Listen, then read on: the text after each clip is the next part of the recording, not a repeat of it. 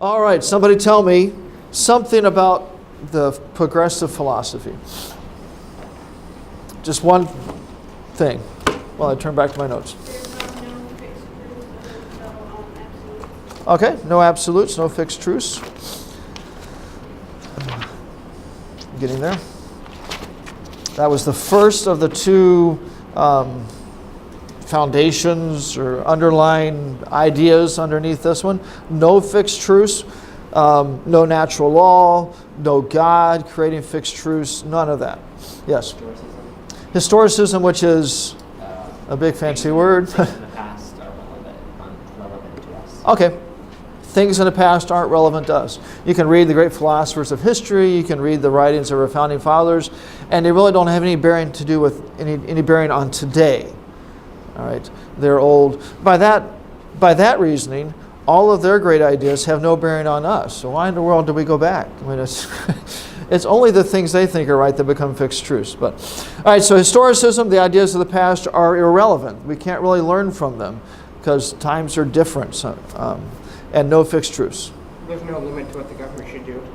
Okay, that was my next question. All right, I just want to, as far as your notes and if there happened to be a question at some point in the future that you had to answer, those two things, the no fixed truths and the historicism, those are the underlying ideas that drive the whole agenda. Matthew mentioned the next set of things he talked about, some ideas that are built on those. And one of them, there are no limits to what the government should do. We saw the progressives wanting more popular involvement in government, a scientific system of running the government, which really sounds nice and sterile, but all that means is you pick a bunch of people that think they're smart and let them make all the decisions. Scientific system. Centralization of power, and this idea of a living constitution. Maybe we should try an experiment. We could take the original Constitution and maybe set it in the woods and see how it survives.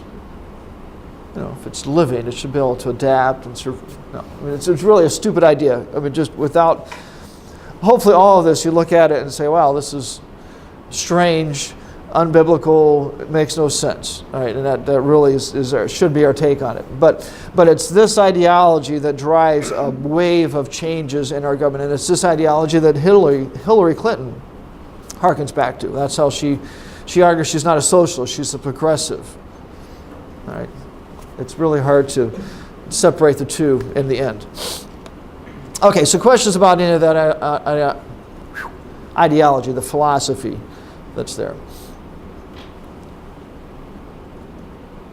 If you find yourself thinking, this sounds pretty good, all right, move to France or someplace. Right? Never vote in America. It's not. Or maybe just read your Bible and listen in church, because that'll undermine this stuff too. Okay, the next thing I want to do here, I still have this underneath the progressive era. The first point was a description of the progressive philosophy, all of that we just talked about. The second piece of this is I want to look at some of the particular changes that came about in our government. Here we'll look at actual laws and amendments and things, particular changes that came about in our government. As far as your notes go, we'll look at the national level, the U.S. Constitution level, or federal level, it's referred to frequently. Then we'll look at state level, and then just a little bit at local level. The local level changes, to me, are can come or go. They're not so hideous. But the others are for the most part, just bad all the way through. So national level, federal level changes, state level changes, and then just a little bit of local level changes that came through at this time. All right, 6 things here we get on the national level, changes to our system of government. All right, the first one is the power of the Speaker of the House was diminished. Now, he is still a very, very powerful person. That guy from Wisconsin, I just forgot his name. Paul Ryan, just became Speaker of the House. Very, very powerful position. But historically, it was even more powerful. All right, if you want a year for this change, 1910 is basically the breaking point. Before that point, he had more authority and more power. After that point, he has some of that weakened. if you understand the legislative process, this will mean something to you. If not, just let your eyes glaze over. For some of you, it'll be kind of just the standard classroom mentality. Right? But if you, one of the big changes was prior to this point, he could serve on the Rules Committee and appointed the members of the Rules Committee. Does anybody know what the Rules Committee does in the House? This is the Speaker of the House. The Senate doesn't have this thing. He's in charge of who's allowed to speak and what they're allowed to say. Okay, basically, when a bill comes up to be discussed, the Rules Committee for that particular bill will just figure out when it's going to be when it's going to be spoken before, who gets to speak, how long they get to speak. They make the rules for that particular bill. That's a short version of it. He was allowed to be on that committee, and he got to pick the people that were on it. So he really got to exert an extreme amount of control. The one change that we'll talk about here is he no longer could do that. He couldn't serve on it. He didn't get to appoint all the members. They were elected by the House, in practice elected by the majority party there. So he still has lots and lots of power, lots and lots of influence. But things like that were done that took away some of that power. If you're wondering, how does that fit with progressivism? Or can anybody think, how does that fit with progressivism? How does the philosophical section mesh with this particular change? It's supposed to make things more even and equal. Okay, that idea of popular representation and popular involvement. This one individual was having too much power, so they wanted to spread that out and let more people get involved. That was the issue. Anyway, Speaker of the House, his power was diminished. All right, the next change comes in 1913. It was the direct election of senators. Please put beside that very bad or bad in bold letters or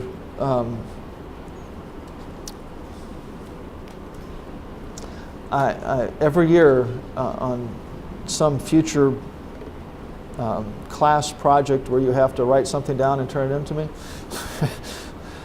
people tell me how good this change was. It was bad. It was a bad change, all right? I'm going to explain to you why it's a bad change, but we're bombarded just as a culture and society, and lots of public school education bombards us with the idea that this was a good change, right? Prior to this point, the U.S. senators were picked by the state legislatures, right?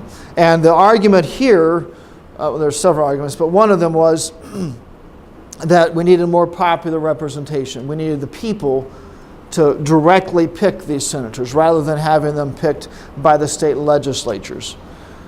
They also claimed that there was a lot of fraud and corruption in the system when the state legislatures got to pick them. So now that we don't have the state legislatures picking them, we have no fraud or corruption. That's funny on its face. But that was another argument. There were several arguments, but at the heart of it really was this idea that the people needed to have more say, more popular participation, one of those ideas that we looked at in government. Beforehand, the state legislatures picked them. Afterwards, the people directly picked them. Okay? Can anybody tell me why this is not a good change? Hopefully some of you can. Some of you went to our high school. You should have heard it there. Or I'll talk to your teachers. Joseph? For a bill to become a law at the national level, the Senate has to pass it with a majority vote. And so then with the state legislatures, they were the ones that sent the senators in. So they had a power over the national government. Okay. It was just one of the checks and balances. So. Yeah, it was a checks and balances. And if you read the Fellow's Papers and other things like that, it was intentionally done as a check on the national government. The state governments, the state legislatures, controlled half of Congress. Right? They sent the people there. So it gave them a very direct way to fend off attacks on the states. Right? And if you think of how much the national level has driven the state governments into submission today, right? That this power to fend that off was stripped out here. There are other factors involved with that happening, but this is a significant one. All right. Let me illustrate this maybe. If we were going to form a council to decide on rules for the college, Right? Think of the difference in how that council would work if we said it's going to have two parts. One part is picked by the teachers. The other part is picked by the students. And both parts have to decide on every rule. All right, that would be the House and the Senate. Okay, think how the results and the flavor of that body would change if we said we're going to let the students pick this part and let the students pick this part. What would happen to the teachers and their viewpoint?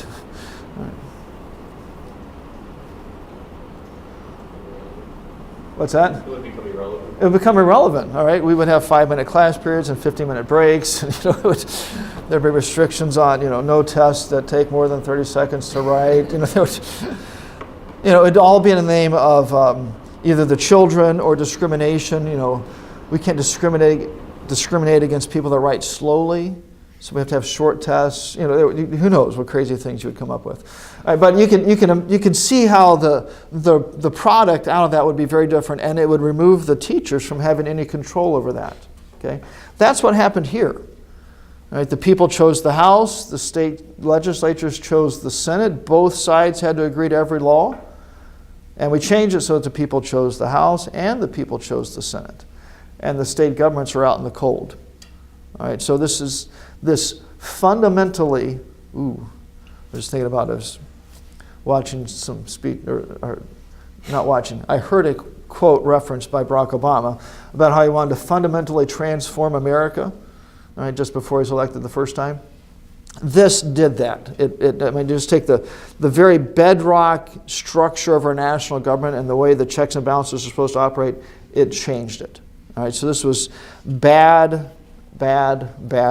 All right, so the direct election of senators.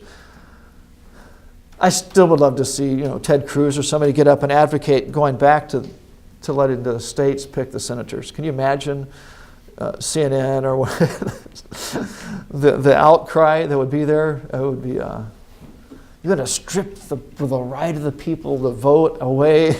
It would be fun to watch. I don't think it'll ever happen, but it would be fun to watch people go ballistic over this. So, all right, back up here, a little bit of a side trail. The argument that the people never got to choose the senators, what's the problem with that? Even prior to this, how did that state legislature get there? People voted on him. Well, I was trying to give somebody a chance to share. But the people picked them, so it's not like the people had no say.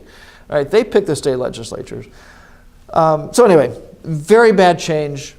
Any way you slice it, really. It stripped the ability of the state governments here to check, a direct check on Congress. So questions on that? We've all got it, or did I put you to sleep? Some of you never came back from that glazed eyes position from before. So. All right, a third change. 1920. The 13 was the 17th Amendment. This is the 19th. Women's suffrage.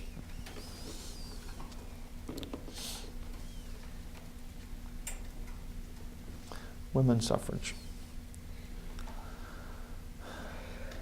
Do we want to argue? Let me quote your book.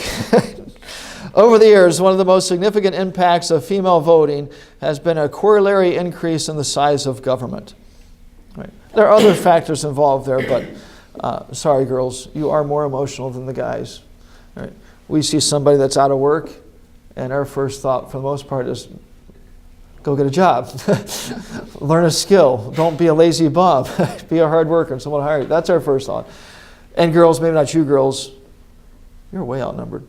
But girls generally look at a guy without a job and they feel sorry for him and they want to help him. I said, not you girls. You girls are the exception. All right, but too often they're much more emotional.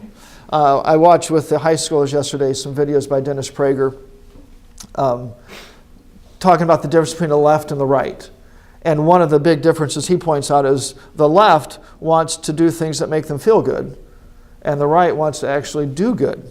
So the left looks at somebody without a job and they think, oh, let's pass some government program so that the leftist feels good. The guy on the right says, let's not give them unemployment insurance for 2 years because it's going to make him lazy and it's going to hurt him. Let's do some good for that person. Feeling good versus doing good. So anyway, this definitely did introduce more emotion into our politics. But even more than that, to me, this really is symbolic of the Bible foundation for America being thrown out. In a Christian home, sorry girls, there's not much point in women voting. Right?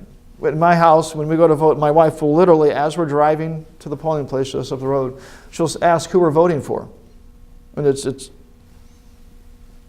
you're supposed to be in submission to your husband, which would include voting. Discrimination, because single guys, you only get one vote. Oh, so this is to help the men. Wow, my brain hurts. Are you? You're assuming at some point you'll be in this position where you get 2 votes? 10 years. 10 to 15. It might be less expensive to move to Chicago. You can get more than 2 there. Yeah. Not more than 2 wives. You can vote more than. You can vote a bunch of times, and if you die, you can vote a whole bunch of times in Chicago. So, okay. So women's suffrage. I do always joke about how much damage this has done, and that is mostly joking, but it is. I think it's representation of the Bible foundation being stripped away, as well as it also did introduce a bunch of emotion into politics. So, okay, that was the third change. Fourth thing we get with progressivism is trust busting. Trust busting. The basic thought here is the government stopping the abuses of big businesses. The mistrust of big business. It's called trust busting because that was a particular business model that was used a lot at this point. There'd be a group of men who formed a trust that would buy lots of different companies. The companies would all technically be independent of each other, but they were all controlled by the same group of men. So they worked together. So they were called trusts. So just a business organization is all that is. That's where the word trust busting comes from. It has nothing to do with not trusting somebody or losing trust in somebody. It was a business model. For us, just trust busting, equate that with the government government going after big business. All right. We talked about this some already, but we get it ramped up here in this time frame. That's another big difference between the left and the right that Dennis Prager pointed out. The right fears big government, and the left fears big business. Right? And really, if you think through history, the communist large government, the Nazis, Pol Pot, Hirohito in Japan, the damage that large companies have done pales in comparison to the economic havoc that Coca-Cola or some other business has done. I mean, I won't argue that they always do smart things, but they can't raise large armies and invade other countries. They're a business. Right? They only have money because you voluntarily give it to them. So anyway, the left fears big businesses. And this is part of that here. They went after these big companies, and they'll talk about, even to this day, Bernie Sanders, after 7 years of Obama, brings up this idea of the rich getting richer and the poor getting poorer and Wall Street and all this stuff. It still is there, this mistrust of big business. So, okay, so trust busting. All right, fifth one, the income tax. Income tax. Prior to this point, the income tax was unconstitutional. This was the 16th Amendment that allowed for this thing. It wasn't constitutional to have an income tax. It had been tried during the Civil War. Congress passed an income tax, and it gets struck down by the Supreme Court, justly so. I mean, the original Constitution does not allow for this at all. But the Constitution is amended to allow for an income tax here. Yes. 16. Unless I've got it wrong in my notes, which I could.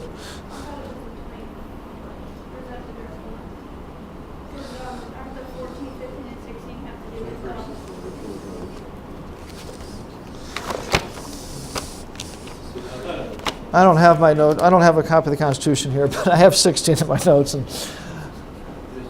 I haven't memorized them in order yet. Maybe at some point in the future. So, I'm not going to ask you by name on the. I won't say what's the 16th Amendment deal with. I'm not going to do that. So, income tax.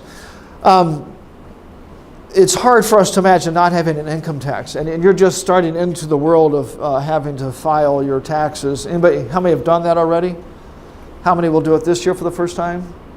Okay. Oh, just it gets better and better.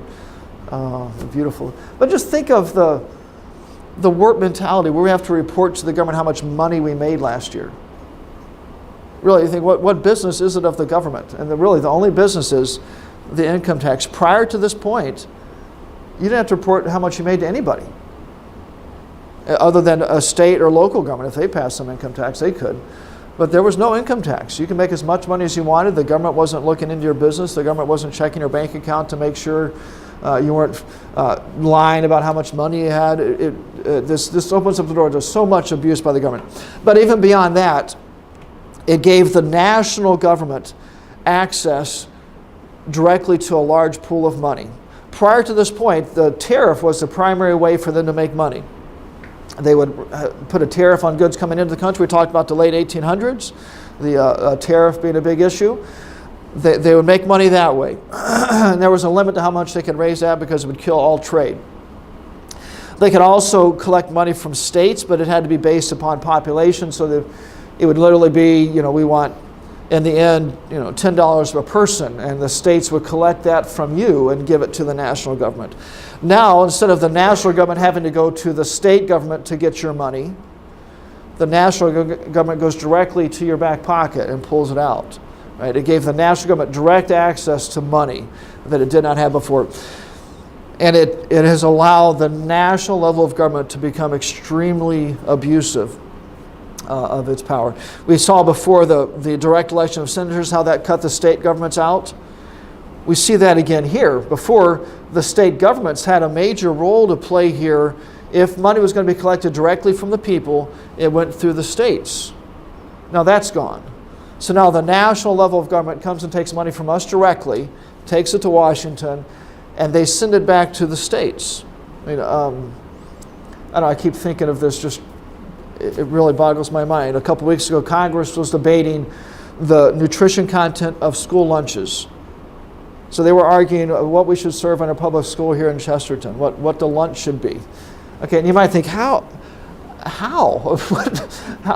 The reason they have the ability to control that is because they are taking the money that they took from us and giving it back to the state of Indiana and saying, if you're going to take this money, then we expect this type of school lunch. Right? It gives Congress all kinds of control because they have this money. So in time, this is another source of the power being funneled to Washington. So income tax. I have thought a fun question maybe for an economics class would be, defend or argue or whatever, something to the effect of explain why the income tax is the most stupid way to collect taxes or something like that. And it really is extremely idiotic, as well as endorsed by Karl Marx. If nothing else, that should be enough to make us run from it in fear. Okay, so income tax, questions on that? All right, last change on the national level, the Federal Reserve System. Federal Reserve System. Let me read to you another quote from our textbook. It's referring to the income tax and the Federal Reserve. This 1-2 punch, income tax, Federal Reserve, it can be argued did more to fundamentally reorder American economic life than any other package of legislation passed any time thereafter, including the New Deal and the Great Society programs. If you're familiar with those two, we'll look at them, but those make major changes. They took thousands and thousands of little pigs and slaughtered them. And he's arguing that these two things did more damage. I'm not kidding that about the New Deal. They wanted to keep the price of pork really high, so they killed a bunch of pigs to reduce the supply. Here we go. People are starving, and the government's solution is let's kill all the pigs. They have to pay more for meat. All right, Federal Reserve. What this is basically is a government-regulated banking system. It's not quite a full-fledged central bank where the federal government is the central bank, but is a very highly regulated banking system.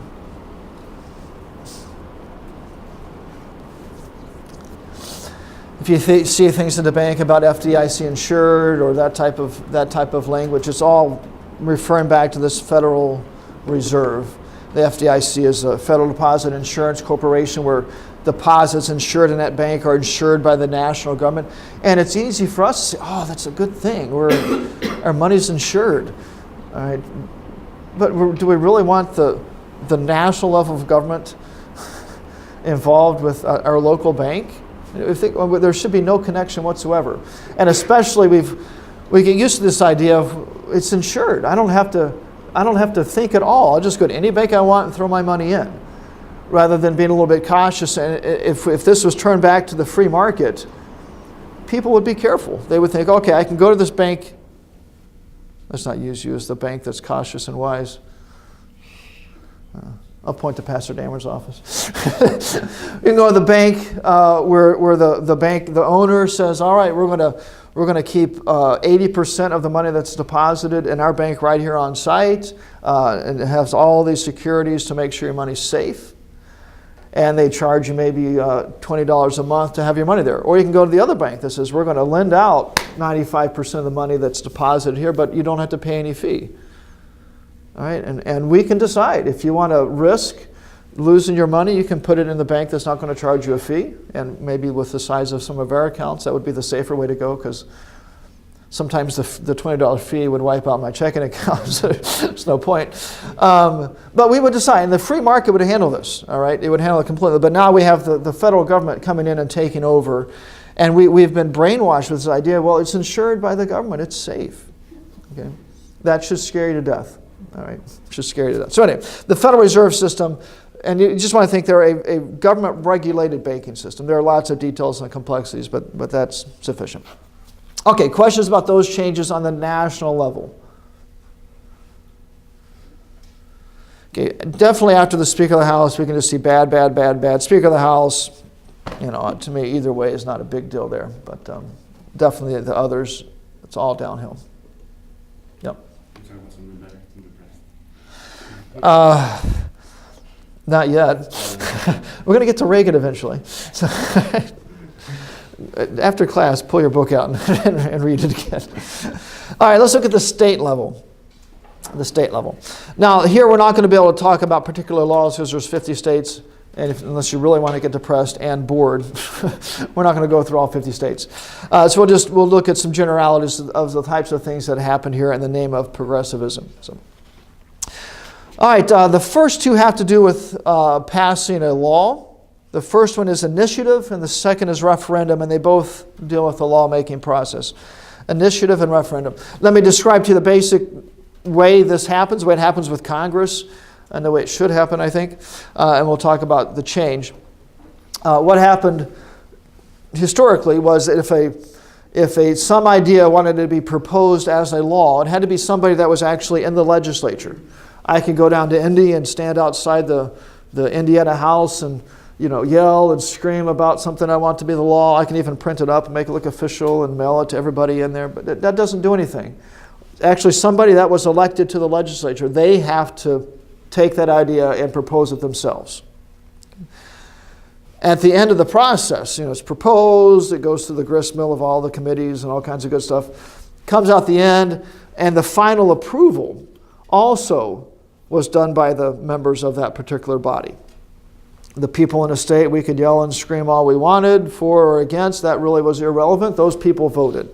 Okay, this initiative referendum changed it. This varies from state to state, but states that have the initiative allow the people of the state to propose something. Rather than have to be members of the legislature, the people of the state can propose it. Typically, it's done through as part of an election. It'll be on the ballot. Would you like this to be proposed? And if enough people vote for it, it's proposed in the legislature. But the people of the state can propose it. That's the initiative. Oh, I'm sorry, I gave you the wrong term. No, I'm sorry. Referendum. I didn't. Initiative. Referendum is the back end of the thing. The final approval would be the people of the state, rather than the members of the state legislature voting yes or no to decide the fate of the bill. It would go to the people of the state, and they would vote yes or no. Okay, and some states have both of those. States with the referendum, when you go to vote, lots of times it'd be in a, like when you go to vote for the president in the fall, there'd be the president, the state officers, and then there'd be a series of laws that you're voting yes or no against, right? It's a pure democracy. It's a very, very dangerous way to do something. And it's, if you've ever tried to read a bill, good luck. Right? There's a reason why we have lawyers, because we should get Dr. Seuss, I think, to write the laws, and they would make a little more sense. But they're so confusing. I remember there was something we voted on here, and it was so convolutedly stated that I couldn't figure out what yes or no meant. It was like, are you for not giving no raises? It's like, okay. And I was trying to think, okay, I'm against giving these people raises, so it was very difficult to figure out which way to answer. And I don't think that's accidental. Right? But anyway, that's not the place for it. We choose legislatures. They are the people that represent us. They should make that decision. Throwing it back to the states or throwing it back to the people is a dangerous thing. A pure democracy is extremely dangerous and unstable, and it's a step in that direction. Okay, so state level, we have the initiative referendum. I think you can see that popular participation in government, how that would play out there. All right, let's see. We got 2, 3, 4 more on the state level. The third one here is recall. That's not what you do when your girlfriend doesn't answer. You recall. Just keep hanging up, girls. Don't give in. All right, this is where an elected official is removed from office before his term is over. He is recalled from office. It's been quite a few years ago, but the governor of California was recalled. And Arnold Schwarzenegger, the gubernator, was chosen to replace him. It was a recall election. I mean, he had done a horrible job. I mean, I don't blame them for wanting to get rid of him. The recall, that's a little bit dangerous. There are mechanisms in place. I mean, if some guy's a criminal, there are mechanisms to get rid of him without going back to this recall. Again, it goes back to that a pure democracy, a dangerous way to do things. All right, the fourth change is a direct primary. Direct primary. Now, this is within a party organization, the Republican Party, the Democratic Party, the Green Party, the Bernie Sanders Socialist Party. It's a party thing. And what happened primarily before this direct primary was that the leaders of the party would get together to choose who their candidates were going to be. So the Porter County Republican leadership would get together and say, all right, we want Jacob to run for the county commissioner for North Porter County, and somebody else for Central and Southern, and somebody else. The leadership of the party would pick those positions, and the leadership of the state level would pick those positions, etc. The leadership of the party chose the candidates, and there are some terms that go along with that: a party caucus, or party convention, and things like that. That's all the leadership of the party choosing who their candidate is going to be. They don't get to choose who's going to be the county commissioner. They're just choosing who the Republican candidate for county commissioner is going to be, and then they have to win the election. So that has all changed in many places with a direct primary, and it's much like the direct election of senators, where it goes to a general vote in the party. So instead of the leadership of the party getting together to make this choice, they would have an election, and where all the people in the party got to cast a vote, at least all the people that cared enough to come and vote, they would choose. So all of the stuff we're hearing in the news right now, the Iowa caucuses, which is not the caucus I just referenced, and the New Hampshire primary, and I think South Carolina is next, their primary, all that is the two parties choosing their candidates. In New Hampshire, the Democratic Party in New Hampshire chose Crazy Bernie. right? And the Republican Party chose another crazy man. I think it's the hair. I think that's the common factor. All right, we went from a man with very short hair, and now they want something wild. That's it. It's nothing about politics. But anyway, that's the two parties choosing their candidate. That's it. Okay, so we go to then the people choosing in this. The people. That's where we are right now, instead of the leadership choosing. So direct primary. Again, you can see they're more popular involvement. The people participating. This is usually dictated by state law. But to me, it's a little bit irritating. These are private organizations. And imagine if the state of Indiana came in and said, all right, you've got to, every year, by popular vote, decide who your pastor's going to be. You'd say, wait a second. We're a private organization. Who cares what you say? And so these parties are private organizations. All right, but we have the governments here imposing upon them certain ways that they have to do things. So again, I know they're heavily involved in politics, and often the line gets bled between the two. But all right, so direct primary.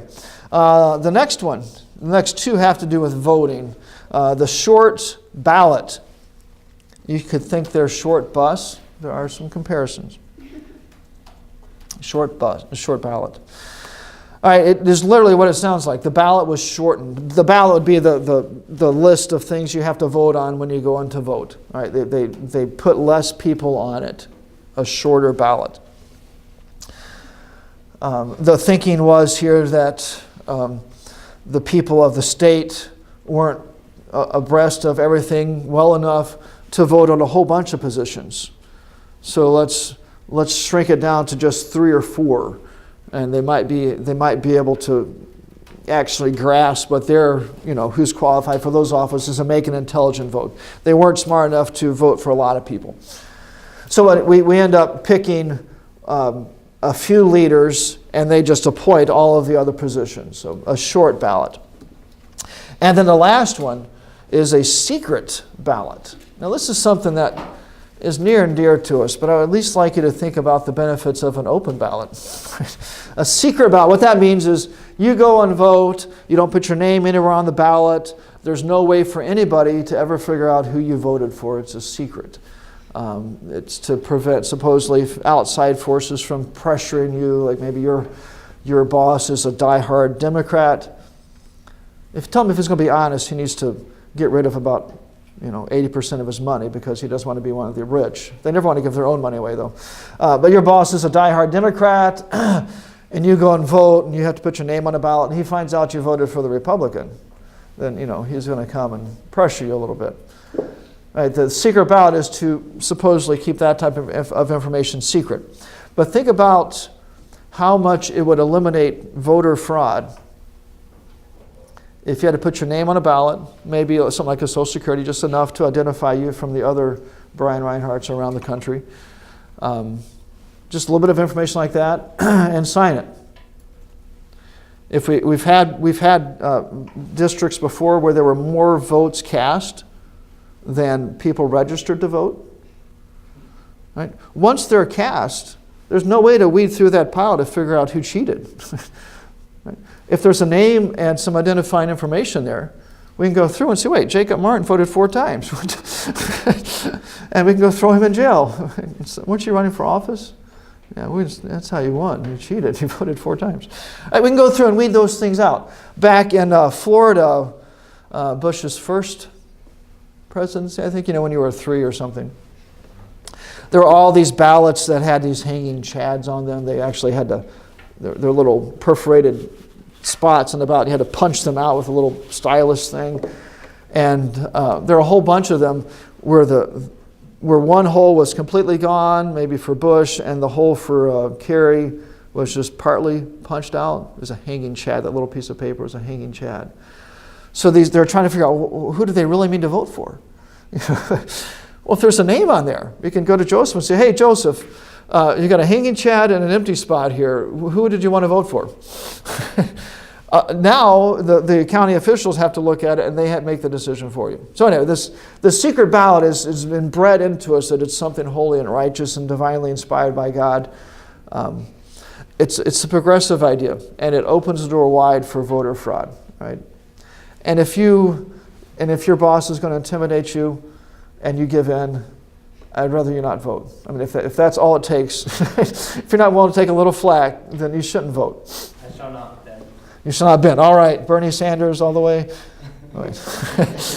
Hillary? Which one? So. What's that? You're on tape. Oh, wrong team. Okay. You're on tape. That's in the fall. No, I said you're on tape. I'm on tape. Oh, yeah, I mean, you can vote for Crazy Bernie if you want. I'm not. All right, it's the secret ballot.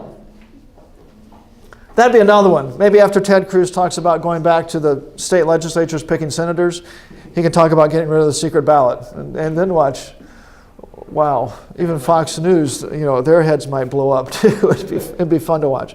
But it would drastically change things. And it could be something to where you put your name and stuff on there, and it's, right now it goes in this big secret vault, and you put it in there, and doesn't get open until it gets down to the courthouse, and it could still be kept secret and only get opened if there's a question. If there's 800 registered voters in our precinct and they end up with 1,000 ballots.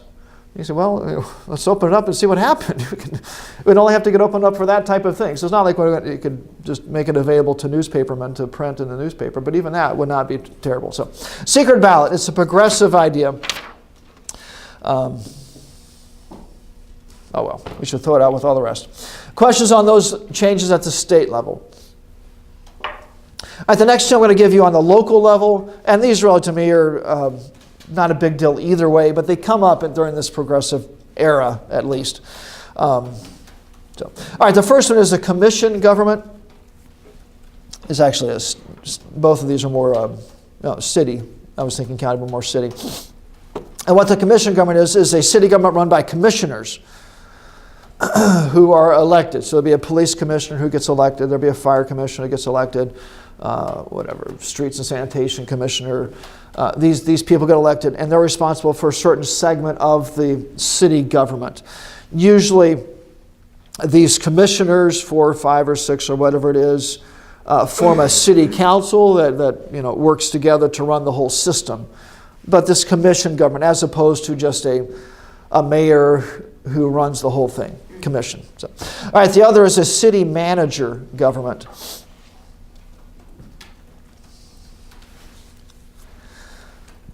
City manager. All right, here a manager is hired to run the city. He would kind of be like a mayor, except that he's just a hired manager. He'd be the difference maybe between somebody who owns a business and somebody that's hired to manage the business. All right, the city council, you can look at that as the owners of the business, and they just hire a manager. They can't be there every day to make all the decisions about do we buy new tires for the patrol car or do we not? The city manager would handle all of that stuff. So kind of a mayor, but more just a manager. So let me give you a quote from your book about the city manager. Getting rid of full-time politicians and replacing them with professional managers was supposed to end corruption and graft. It really just changed the names of the people controlling the corruption and graft. There's still the corruption, just now we had a city manager doing it instead of a mayor. So, and to me, those changes on the city level, whatever the intention was behind them, I really don't think it's going to upset the balance of righteousness in the world if Chesterton has a city manager as opposed to a mayor. To me, it's not that big a deal. But anyway, those changes did come along at the local level, so I need to at least mention them. All right, questions about any of those changes? If at some point in the future I ask you to write about them, if nothing else, just tell me how bad they all are. And if you girls really want to impress me, tell me how foolish it was to let women to start voting. All right, might give you bonus points. or demerits for lying. I'm not sure which would be. So. All right, progressive era. I'd like to look at Theodore Roosevelt next. He's the first president of this progressive era.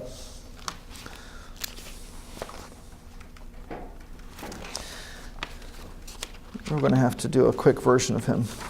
I'd like to get him all done. We've got just next week to get through World War I, and then we have a test after the Volleyball Marathon, so we need to finish this up. Theodore Roosevelt, if you want the dates for him, 1901 to 1908, he was president. He follows McKinley. Who remembers something about McKinley? Got shot, right? A very unfortunate man. Got shot, and Theodore Roosevelt takes over when he dies. He serves out the rest of his term and then wins a second term. So he is actually elected to president here. So he's Vice President McKinley and then goes on. With him, like we've done with other presidents, I'd like to look at a few domestic issues, things within the country, and then look at some foreign issues with him as well. All right, first, domestic issues, and the first point to think about with him is business and labor. Now, we're in the middle of this progressive era, all right? And as much as I like Theodore Roosevelt, he did swallow some of the progressive thinking. There's a whole lot to like about him, but there's that mindset we got to think about. So, business and labor. Let me give you a general point here, and then maybe a few other things. But Theodore Roosevelt, he wanted to make sure that neither labor or business took advantage of the other. The overriding theme through the late 1800s and even on to today is that business is always abusing their employees. Right? He wanted to stop that, but he also didn't want to turn it around to where the laborers are able to abuse the business, which is more the position we're in today.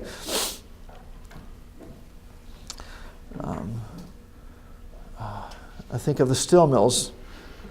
ArcelorMittal, I forget, you see the report, $12 billion or something they lost last quarter. It's an astronomical amount of money that they lost. But they're stuck with this crazy union contract where it's almost impossible to fire employees. Once you get into the union, I mean, they will bring recliners, grills, refrigerators, and they'll sit in their recliner and they'll cook hot dogs and burgers and give them to the managers because the manager can't do anything to them. They'll come in on Saturdays on overtime pay to do cleaning, and they'll all sit in their recliners and cook hot dogs and cook, and whatever, watch movies, play games on their laptop, and never ever do the job. It's not like they come in and do a bad job. They just never do the job. They sign up, get 8 hours of overtime pay at 35 hours base pay. That's not a bad Saturday. All right. But the business is in a position, this is slowly changing, where they're stuck with that. The laborers are taking advantage of the business, is what's happening. And if they're not careful, the laborers aren't going to have a business to take advantage of very long if they keep losing billions of dollars in a shot. All right, so anyway, Roosevelt wanted to be balanced with this thing. He did not go full-fledged, always thinking businesses were bad. But all right, so that's the first thing. He did during his presidency, though, eventually bring lawsuits against 40 businesses. The trust-busting issue that we talked about, there were 40 businesses they went after in that vein.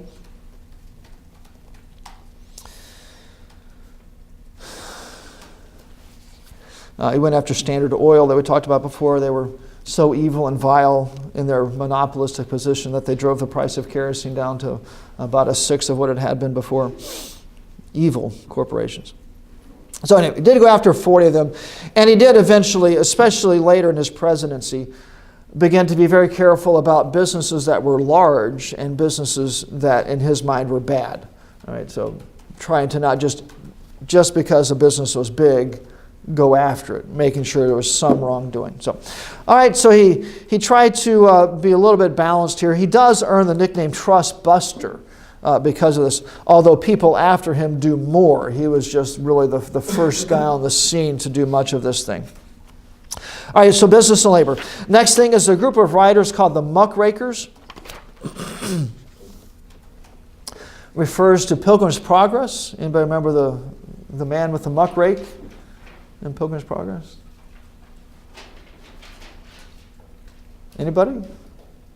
Just one? How many have read Pilgrim's Progress? Okay, you just forgot that part? Saw the movie. Okay. There's a guy standing in this muddy area with the rake, talking about how dirty and nasty the world is, and in the distance you can see the celestial city. And the pilgrim said, "Hey, just look over there." And he said, "Oh no, this is nasty and dirty." All I could see was the mud around him. All right, is the thought. And there's a group of writers here that are called muckrakers because all they can see is the dirty underside of America. They can't see anything good. It's all bad. And they write about everything under the sun as being bad. This is a quote by Theodore Roosevelt. "The men with the muckrake are often indispensable to the well-being of society, but only if they know when to stop raking the mud and to look upward to the beautiful things around and above them." Right? These guys never did. All right, a whole group of writers, I call them muckrakers. Let me give you a couple examples. McClure's Magazine wrote a series of articles called The History of Standard Oil, or History of the Standard Oil Company, and all it could do was talk about the company and how bad it was and how it drove local businesses out of business and et cetera, et cetera. You know, all the small refineries went out of business and all their employees were out of work. It is all bad all the time. The same magazine wrote a series of articles called The Shame of the Cities, talking about these big cities, which we talked about. There were problems with these big cities, but it was all bad all the time.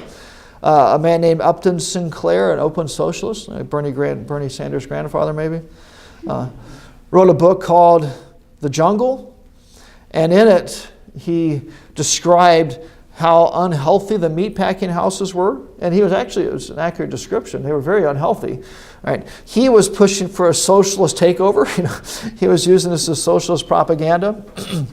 Really, the only result of his writings were that people said, maybe we should have some inspections or something to make sure they're clean. We do get a Meat Inspection Act in 1906 through Congress. Sinclair said, "I aimed at the people's heart, or the public's heart, and by accident I hit it in the stomach."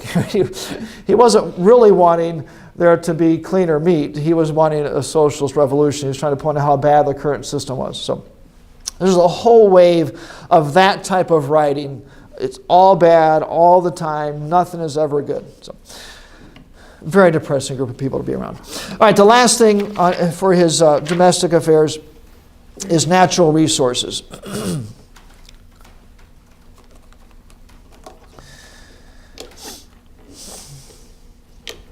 Natural resources. Roosevelt took steps to preserve a lot of the beauty of America. He took about 150 million acres of land and designated it national forest. Began that process. We've gotten so crazily carried away with it today. This stats from 2014, but about 30% of the total land in America nationwide is owned by the national government. That's insane. There are states out west where it's 80 or 85% of the state is owned by the national government. You hear about Clive and Bundy and some of those ranchers. The federal government controls about 90% of some of those states. It's a sick position. So anyway, he starts this process. Not that he was envisioning that result, but he does start it. Let me read you a couple of quotes by him, or quotes from the Patriots' history. Roosevelt overthrew the Jeffersonian principle that the land belonged in the hands of people individually rather than the people as a whole. Only the public sector, he thought, could regulate the political entrepreneurs and their harvesting of ore and timber by enclosing public lands. We talked about this before. All of the great ecological disasters were on public land. The timber companies that owned tracts of forest, they didn't go in and clear cut everything. They wanted to be able to, they cut the big ones, and they come back next year and cut the big ones. When they were given permission to harvest timber on public land, they went through and cut everything down. There was no reason to save it. They didn't own the land. They wanted to get every little piece that they could off of it. So all those disasters come when it's owned by the public. The Jeffersonian principle was that the land should be in the hands of private citizens, and that's the best way to caretake for it. Even modern issues with pollution and that type of thing. Land in private hands is the answer. And if you ever want a really graphic example, go to a public housing site and then go to a community where everybody owns their house and look at the differences. One site, there's trash everywhere, windows are broken, nothing's fixed. The other site, there's lawns mowed, hedges are trimmed, windows are fixed. Private ownership versus collective ownership. So anyway, he starts us down this road. Another quote here, this is from Patriots' history. Ranchers, noticing fewer buffalo, concluded that ownership of a scarce resource would produce profits. A handful of Western American and Canadian ranchers therefore began to round up, care for, and breed the remaining buffalo. The federal government's Yellowstone National Park purchased these in 1902. So even they'll point to Yellowstone and say, oh, look, we're preserving the buffalo. They don't bother to say that they bought the buffalo from the private people. And without those private people, they would not have been saved. So, all right, natural resources. He starts this process of the government owning and controlling large sections of land, which is obviously is a dangerous path to go down. All right, domestic affairs for him. Foreign affairs, we can't do justice to in 2 minutes. So we will pick up that on Monday. So, any questions? All right. See you Monday.